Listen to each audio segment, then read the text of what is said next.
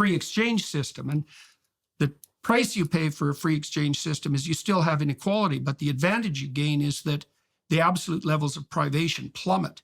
And I think the data on that I think they're absolutely conclusive, especially, and that's been especially demonstrated in the radical decrease in rates of poverty since the collapse of the Soviet Union in 1989, because we've lifted more people out of poverty in the last 4 decades than we had in the entire course of human history up to that date.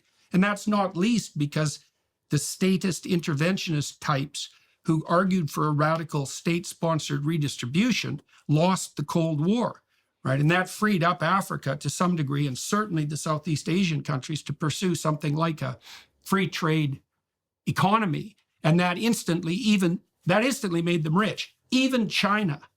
So that's an argument.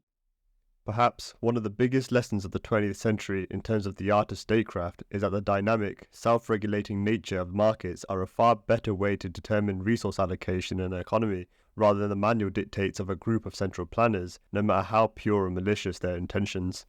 And the fact that neo-Khalistanis today neither recognise nor even attempt to make the effort to recognise this, or even attempt to debate it, shows how unserious their demand for a sixth state actually is. During this June period, we will hear a lot about what happened, but very little about what should happen. Although it is absolutely necessary to learn the events and venerate our shaheeds, there is no better way to honour them by building on their sacrifices and making progress towards achieving Khalsa Raj. Progress isn't recycling victim narratives. Progress isn't vague demands for a nation state that you refuse to discuss the mechanics of. Progress isn't virtue signalling on social media by sharing a few 1984 posts and going back to normal a week later. Neither is progress going on marches and begging for Raj at the doorsteps of our enemies. Progress is first defining the destination, providing detail on economic models, governance systems and ways to cultivate prosperity for all.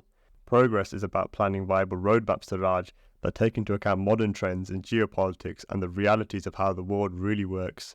Progress is realizing that before Khalsa Raj anywhere, we must first become Khalsa where we stand right now.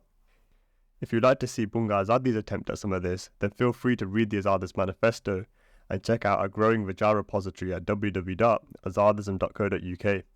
If you want Raj tomorrow, start thinking like Raja today.